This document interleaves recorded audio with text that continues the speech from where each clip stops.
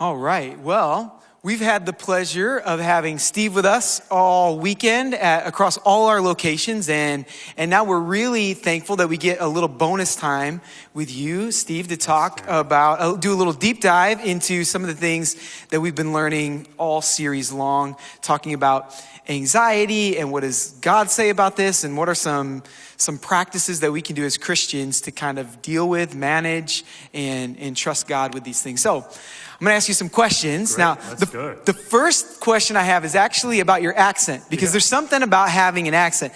People say that in Michigan, in the North, we have accents, but there's something about having another accent that either makes people from Michigan trust you more or less. And I feel like you have one of the accents that we trust more. So tell us, where does that accent come from? Yeah, I've been told I'm not as smart as I sound. So I've been told that I'm credited with more IQ than I actually have.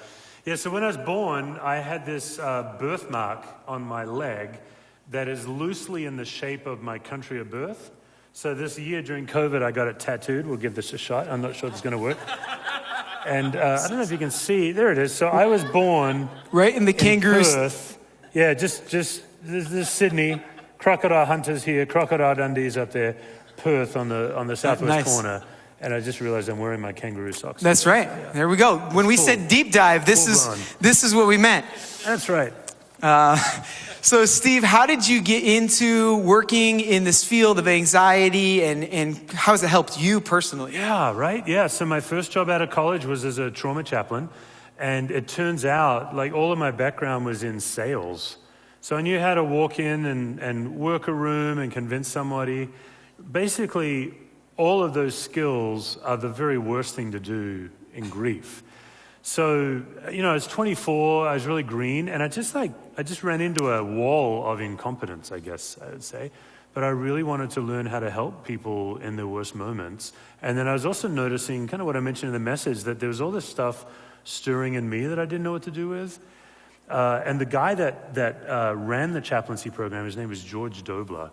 He was trained by the founder of systems theory, named Murray Bowen. And systems theory is simply the study of how anxiety spreads. That's really all it is. How does anxiety spread in you, and how does anxiety spread between people? And then once I learned some of that theory, walking into a hospital room, let's say that somebody's just found out their mother has cancer. Whatever the family dynamic was before that announcement is just escalated. So if they're really tight, then they manage it really well. If there's a lot of dysfunction, then it's really crazy. So as a chaplain, learning how to walk into a room and read the room within a minute or two became super helpful. And then for me personally, it just made sense of so much of my life, I think. It's like, this is what's going on under the surface. And it gave me a way to not hide from it, but bring it out. And I feel like really let it be sifted through the gospel. So then I studied it in grad school, and I did my preaching degree, and here I am. So anxiety is a broad word, right? It can describe a lot of different emotions, a lot of different feelings. So does your work cover the broad spectrum? Does it cover a specific area? Explain that to us. Yeah, it's a great question, because I'm pretty sure actually Tony covered that really well. I was really glad to see him covered in week 1, that this form of anxiety is what's called chronic anxiety. So for example, trauma. I work with a lot of people with trauma, but I'm not trauma trained. I think you really need a professional certified trauma therapist.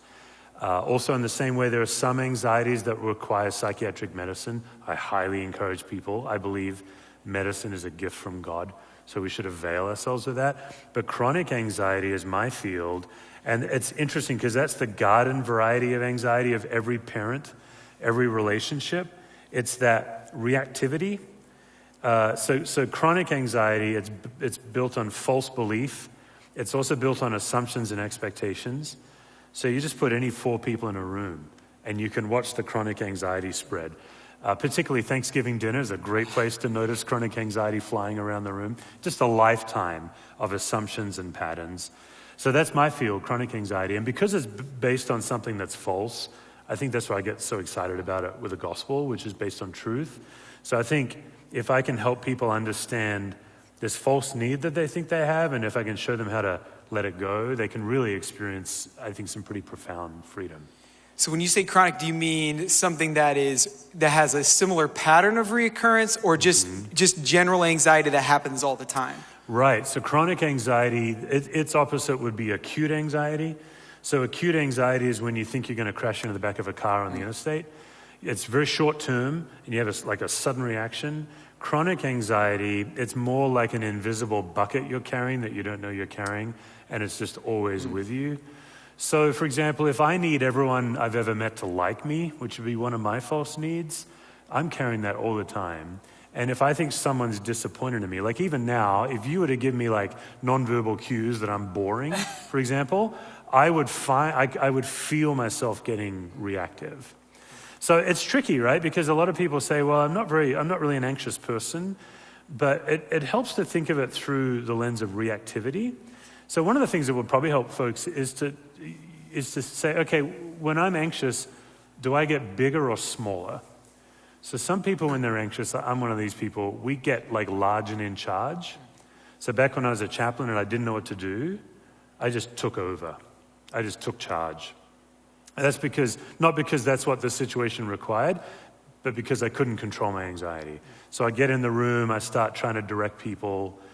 Other people, so people who get bigger, like they have to have the last word, they raise their voice. A lot of men particularly don't realize that anger is anxiety. And then a lot of men don't realize that mansplaining is anxiety. If a man is mansplaining, that man is an anxious man.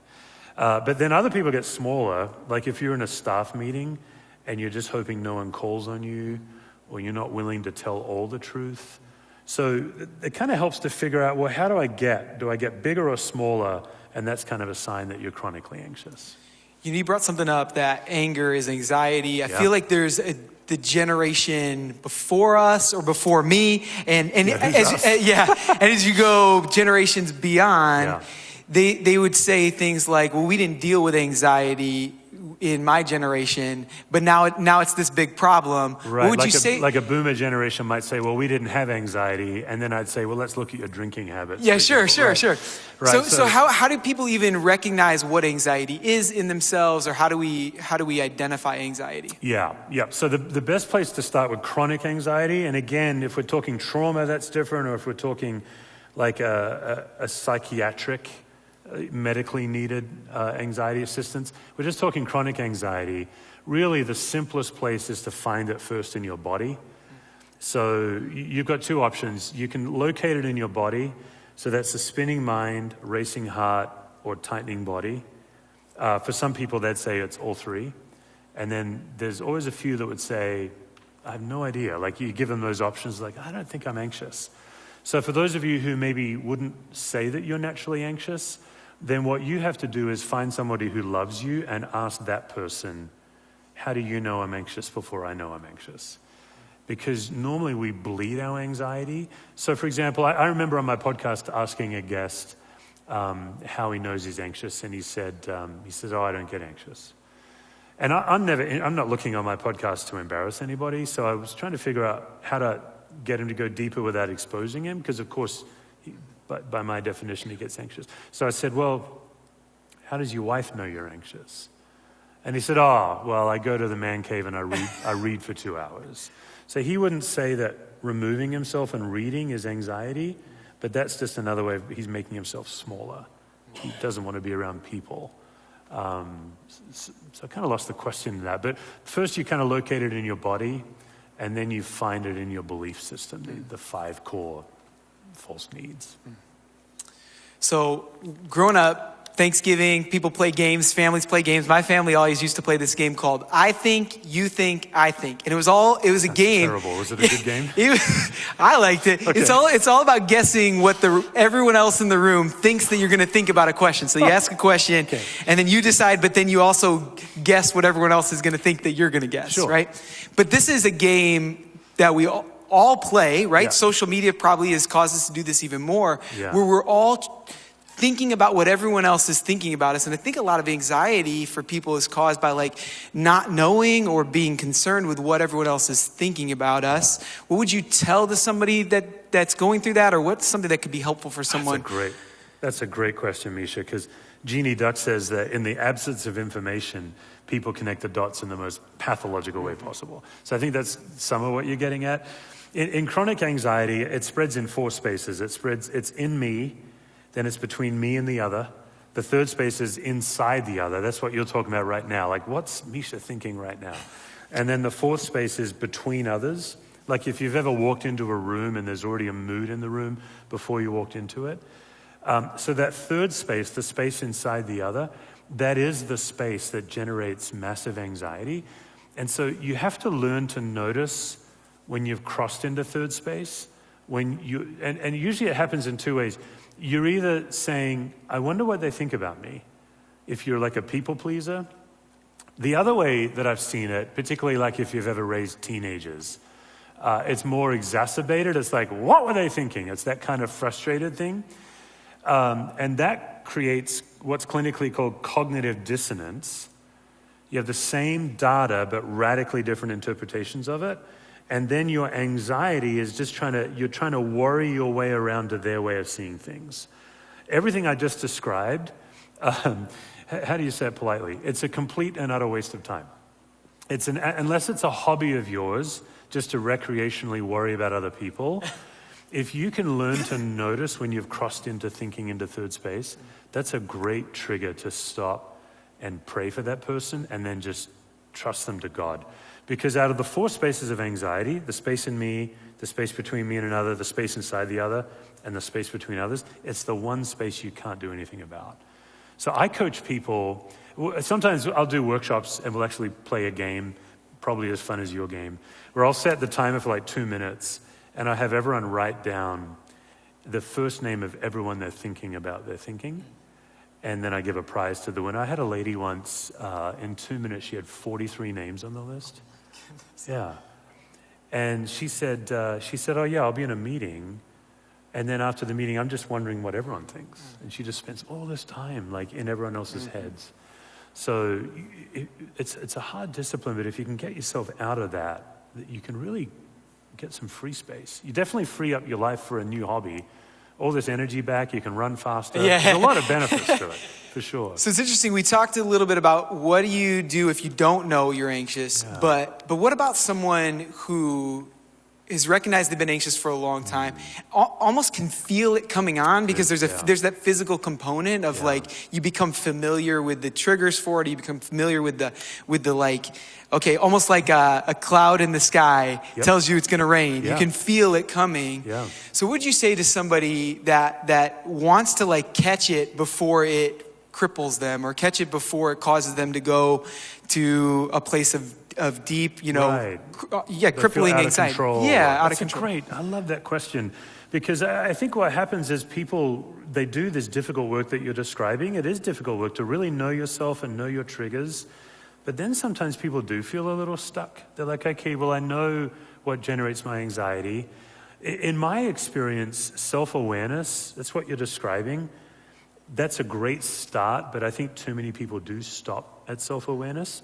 I think what excites me about the gospel is it does give us a job. It does give us something to do. And the general dynamic of anxiety is if you're on top of it, like I love that the name of this series is Above Anxiety. If you're on top of it, you can generally reduce it and shrink it. So if I were just laying out, Misha, just some simple steps, pause. Okay, you're feeling it coming, and rather than keeping on going, you're going to try to pause, and then you're going to try to name it to somebody. So in the Bible, that's what's called confession. You know, those of us who are Protestants, I think we've really lost what the Catholic Church does, which is you go sit down with another person, you tell them everything terrible. And I understand there's a lot of abuse in that system, but the idea of naming it to someone else really shrinks the power of it. So I think you have to pause, and then you, what I call externalize or name it. And then I think you do work on displacing it, which is like finding a life-giving habit that you can do right then. So for example, I watch about 5 minutes of stand-up comedy every day. Just one of my daily habits. I have about 15 daily habits just to strengthen my... Who's your favorite comedian? Nate Bargatze would be my favorite comedian. Who's your favorite comedian? I like Jim Gaffigan Oh, Jim because he Gaffigan's jokes about food. He's fantastic. Jim Gaffigan's amazing. Yeah. Nate Bargatze would be mine, a Tennessee comic. He's quite something. Sorry, I interrupted. No, it's great. Yeah. And then I think the fourth thing, particularly like the younger generation, so I'm a Gen X, what I see in my kids is this unintentional need to perfectly manage anxiety. And I think if they gave themselves more grace, so like I see in some teens that I work with, it's like they notice it's coming and then they want to manage it and they can't, and then that's what makes them anxious. And now they're like a rat on a wheel. Yeah. We try to tell people that, I know it's football season right now, but in baseball, a batter can lose 7 times at bat out of 10. Like he can miss 7 out of 10 times and make millions of dollars for being a failure. So we tell people, if you can do it 1 out of 10 times, that's an A. So sometimes what helps, particularly the hyper-aware generation like you're talking about, if you can picture anxiety more like a tornado or a weather pattern, and you're like, okay, I can feel it coming, here it comes, oh man, I'm in it. Oh, that's terrible. But you know what? It's going to move. And just let it kind of pass through you. That's sometimes a gentler way. But really pausing is about the most powerful thing you can do, I think.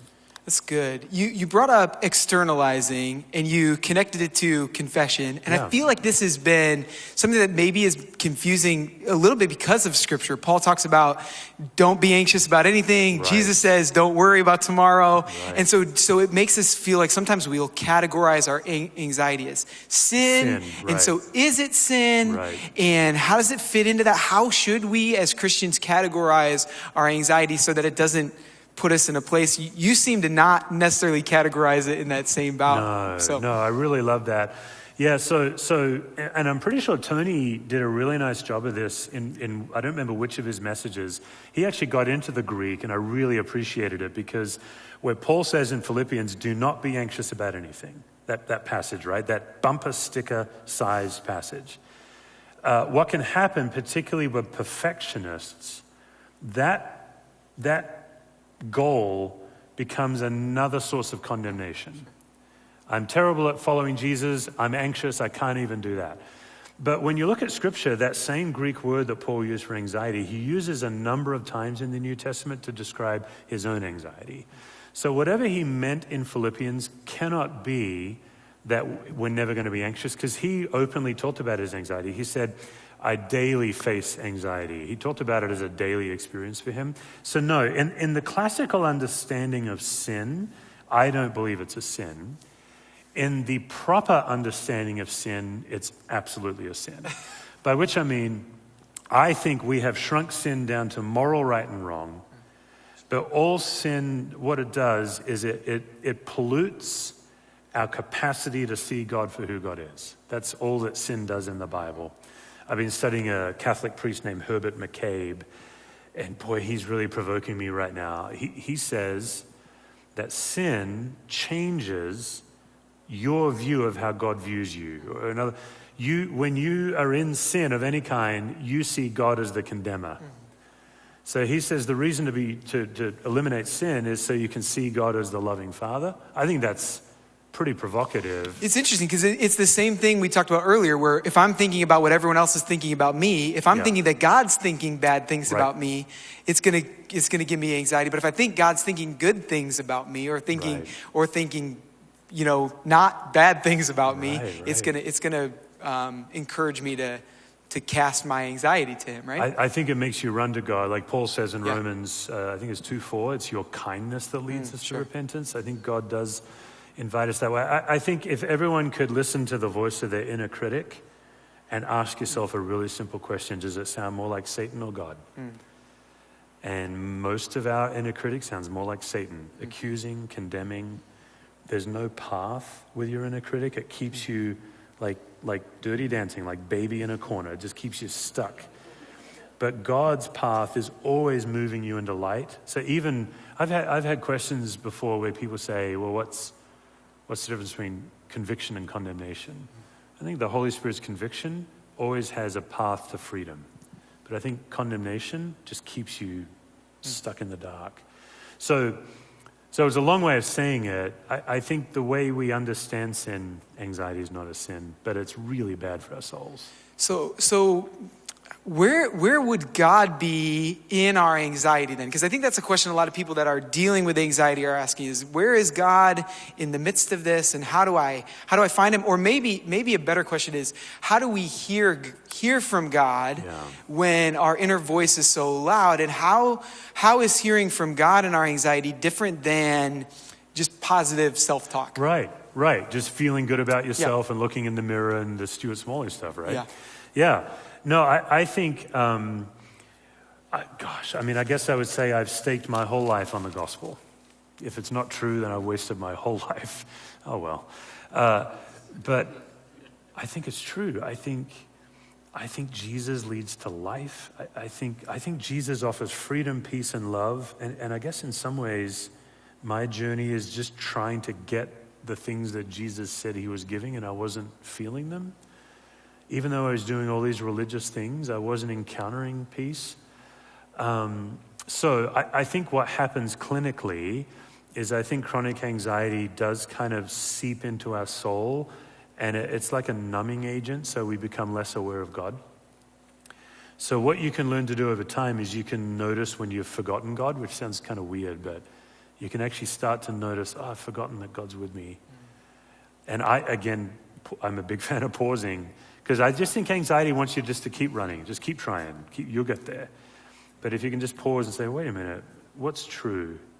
God is with me, that's what's true. Yeah, you've mentioned the idea of the displacing and how the gospel displaces our anxiety. And I love that idea because it allows me to say, I can run to Jesus, not just run to a self-help book or just some scriptures that I can handpick that make me feel good about myself. How would you explain how the gospel displaces our anxiety?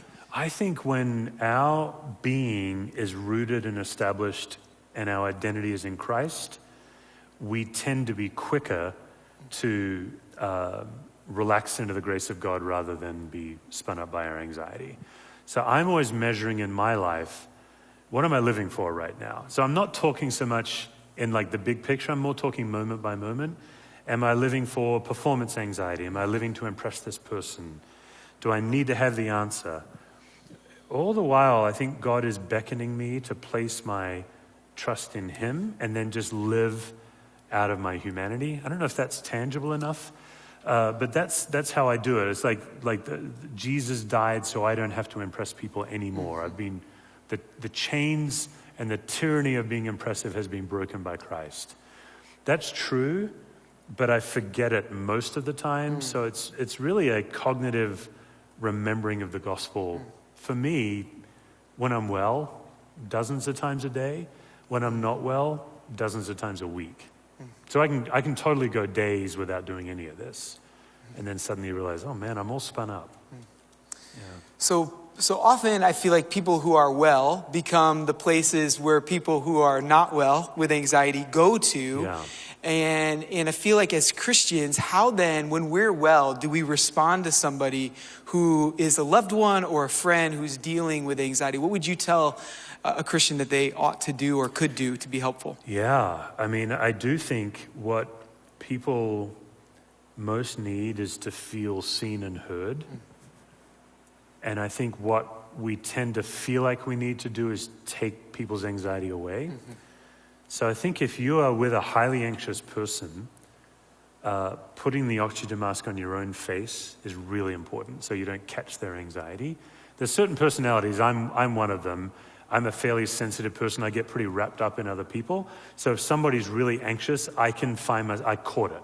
Now I'm anxious for them and I'm anxiously trying to calm them down.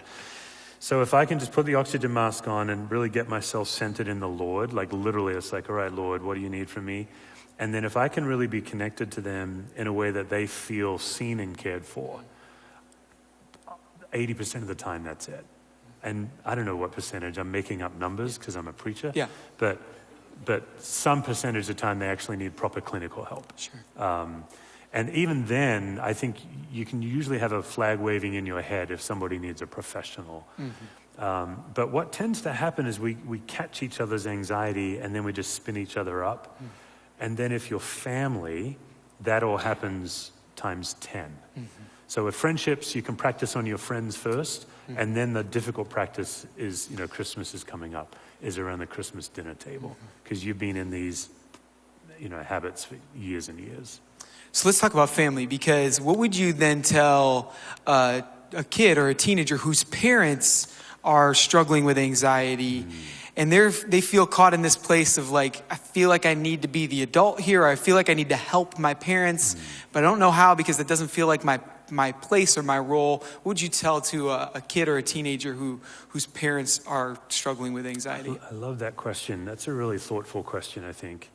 I think there's two things. I think every teenager, I believe, is actually owed a number of caring adults who are not their parents. So I'm a pastor. I'm the lead pastor at our church, and each of my children had a number of caring adults who were not us that they could go to talk about us. Because all teens need to figure out their parents. Like, even if you're a great parent, they still need to figure you out. So I think number one is for that teen to find a caring adult that's not mom and dad and be able to talk to that caring adult safely. I think that's really key. The second really powerful tool, it depends a lot. Are mom and dad safe? Let's presume they're safe people, that they're not abusive. Then the teen can wait until mom or dad are back down. And then what we call name the dynamic to mom and dad. So what you just laid out was naming the dynamic. You actually talked about, here's what happens. The teen feels like they need to be the parent. If the teen can have that conversation with the parent in a non-anxious way when the parent is not spun up. So you never do it in the moment. Also, if parents are watching this, it's the same advice the other way. If you have a highly reactive teenager, your first job is to not get on the roller coaster ride with them. Stay on the platform, wave as they go on their journey. They're going to come back. You'll be there. Then they'll get off the platform. So sometimes what my wife and I have done is we've waited days or even weeks to sit down with our kids and say, hey, let's talk about this thing that happened. Or sometimes we'll say, I've noticed this pattern between us. So like a classic thing that maybe isn't very high stakes, getting your kids to school on time. In the morning, we've had this conversation with our kids where we'll say, look, and we name the dynamic. You sleep in 7 minutes past your alarm, which puts you late. You then leave the kitchen in a mess. We find ourselves having to get angry to get you out of the house on time. What's it like for you? And then we ask the teen to tell us their version of the dynamic. How do you experience me? We're often asking them to tell us how they experience us. So asking the teen to do that with a parent is risky, but assuming the parents are loving, they would probably really invite that conversation. If the teen were to say to the parent, look, I'm feeling like the parent. What's going on in you that you're carrying all this anxiety, and what can I do to help, or where can you get help? Usually talking about it in a calm way makes it a lot better. And now there's always cases, it's always challenging, right? Because people who are not safe, domineering personalities, people who feel threatened by that could put that teen at more risk. So it's really up to the teen to kind of figure out the situation there. One more dynamic for a parent who's struggling with anxiety, who recognizes it and recognizes how it's affecting their relationship with their family. Yeah. Sometimes that can compound, get back in the hamster wheel cycle of feeling anxious about our anxiety. What would you suggest for a parent, and what would pausing look like when it feels like, if I pause, does that mean I'm not parenting now? What would you tell to a parent? That's a great question, because so often if you are enmeshed with your kids, then pausing feels to you like abandonment when it's actually healthy. So if you've had a long-term habit, so you have to, these false beliefs we talked about, you have to rummage around and ask God to rummage around in your parenting beliefs. So how much of your parenting identity is wrapped up in your kids' behavior?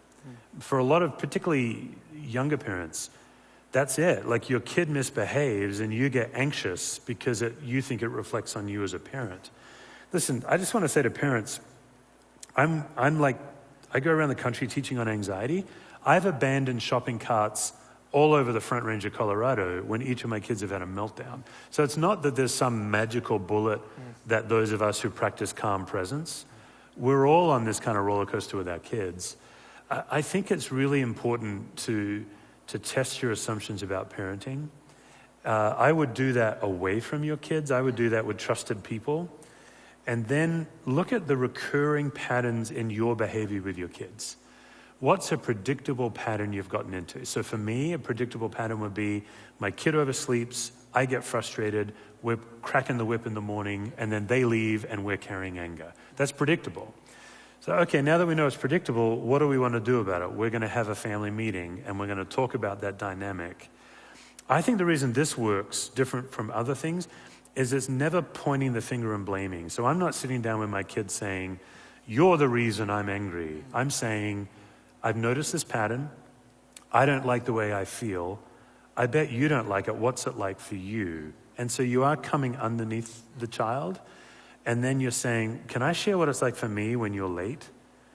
Okay, what's it like for you when you're late? That would be an example of naming the dynamic. But then there's also these assumptions. Well, so what if my kid's late? Well, in the Cuss family, you're never late. That's like this rule. So then I'm carrying all the prompt anxiety. One of the rules of anxiety is once you've located who's generating it, you have to put it back on them in a way that's not vindictive. So we just let our kids be late. And they had to explain to their teachers and the principal rather than us carrying the burden. It's getting them to the point where they're able to externalize it, to basically confess, yep, I'm the problem, right? Well, sometimes what happens is somebody generates the anxiety and everyone else carries it. Sure. And so the person who generates it never has to pay, so they never change. I remember I was coaching a parent. She had a special needs child. He was 5, and he was just starting to get into school. No, he was 7 or 8 by the time she called me. And she's like, I can't get him dressed in his school clothes. He only wants to wear his pajamas. And I'm like, okay, so send him to school in his pajamas. I couldn't, what kind of, and she said, what kind of parent would do that? Well, let's find out. That sounds fun. Because you get all these rigid assumptions that keep you pressured. Anxiety makes you rigid and locked in. But when you're free in Christ, you have an imagination like a child. So she sent her kid to school in pajamas. It took one day. He was mortified. And he dressed himself. But she'd been fighting him for months. Yeah. So when you can notice these patterns and then what are you doing that makes the pattern worse, that helps a lot. So I feel like for me personally, when anxiety comes up, it's often this thing that, you have the imaginary conversation in my head, keeps Right. me up all night, Yes. or keeps me up, or keeps me up too late, or probably more for me, when I wake up in the middle of the night, I can't go back to sleep. Yes. And so I'll try to do the things that help me fall asleep, like listen to some music or turn the TV on or change location. I'll go lay down on the couch or come back up or have a drink of water.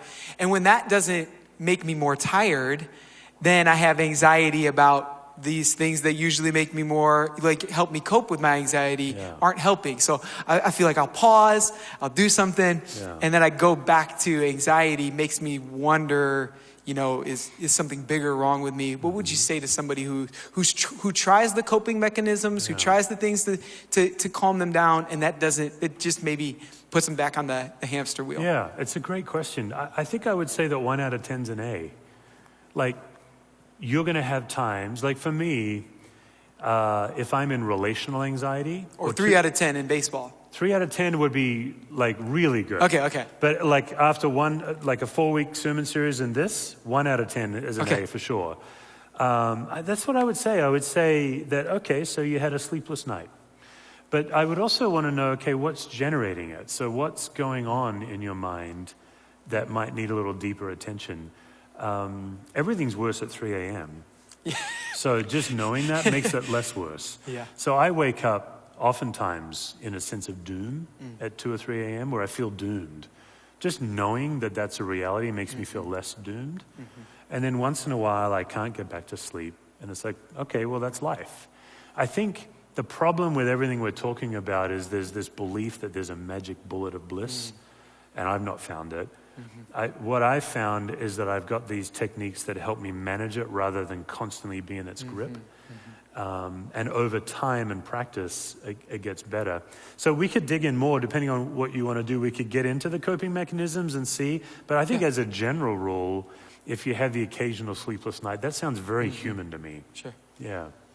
So you said something there that made me think about the idea of overcoming anxiety versus managing it. Yeah. Is there a place, is it a realistic goal to say I want to be done with anxiety or I want to overcome it? Or is it more honest to just say I'm going to deal with this the rest of my life, and so I just need to learn how to manage it in a healthy way? Yeah, I think it's the second. I think managing is the destination, not eliminating. I also think in the church, we have unintentionally, we use this like 100% language, like this all in, all for Jesus, sold out. We use that kind of language. But what's actually true, I may get in trouble for saying this because I'm a pastor. If you live for Jesus about 15% of your life, that's a lot of your life. But we use 100% language, so we believe that if we're 90%, we're failing. I have found that if I'm practicing the presence of God 10 to 15% of my day, that feels like all day. I go, at the end of the day, I'm like, I really experienced God today, when really it was maybe anywhere from 10 minutes to 2 hours. And then, of course, what's also true is some days I don't really experience God's presence at all. I just go about my day. It's like I know God is with me in an abstract way, but I don't have any kind of visceral encounter. I think our absolutism language in the church strangleholds us into a false expectation. So I like to set the bar so low that anyone can fall into it, honestly. Yeah. So if you are anxious all the time and you can learn to encounter and feel the flooding of the peace of Christ 1 out of 10 times, that'll keep you motivated to keep trying. So yeah, 1 out of 10, 3 out of 10 if you're really good at it, for sure. All right, I got one more question for you, because this is something that people experience all the time in church, is these, we'll call them mountaintop experiences, or a moment in a message that just grips our heart. We hear the gospel and it overcomes us in a way. And so we feel moved to make a decision, whether that's to make a commitment to Jesus for the first time, or whether that means to stop doing something or start doing something that helps us connect with God in a better way, or in a closer way. And so we do that, and a lot of times we'll put a lot of expectations on that, unspoken expectations, like, okay, I'm gonna get baptized, or I'm gonna commit my life to Jesus here in my seat. I'm gonna raise my hand. I'm going to apologize or confess something to my family or a loved one. And then life doesn't change. 2 weeks later, 3 weeks later, we feel like nothing happened. And so it can feel like, where was God in that? What would you say to somebody who feels like they go through this kind of cycle of up and down with faith, and maybe it feels easier to just get rid of faith than to like see God in the midst of that? Oh, what a great question. I love what I would call the mystical encounters with God. I just think so much of my life has had those moments. But when I add them up, I mean, I've been a believer for 35 years. I don't know, maybe a dozen of them, or like not a lot. The way I think about it is I think of like Martin Luther King in Washington, I Have a Dream speech. That was that moment, right? Like let's say you were there. You're like, this is a moment. But there was still an insane amount of fight, day-to-day fighting to be done to really experience freedom. And here we are in 2021, and I think we're soberly realizing how little we've actually come from MLK's dream. I see our time with God the same way. There are these incredible moments, these mountaintop moments, but then there's still the daily fight to make progress. So most of my encounters with God come from that daily fight. So I think for the person who's looking for that high, I don't think there's anything wrong with that. But if they're not careful, the high becomes what they're chasing rather than the God who gave it to them. I think that's a very subtle shift. But if they're not coming off that mountain and loving their neighbor and finding someone in poverty and making a difference, like that feet on the ground, like what is worship? It's this. It's all for Jesus, and I sing those incredible songs, and it's my head in the hood of a car of a single mother changing the oil. What's the difference? I don't see any difference between those two. So as it relates to anxiety displacement, I see it exactly the same way. I'm not charismatic naturally, but I've been in more charismatic circles lately. And it's wonderful because no matter what I'm there for, they lay hands on me and prophesy over me. And it's been really great for me and humbling. And those are kind of those mystical experiences. Sure.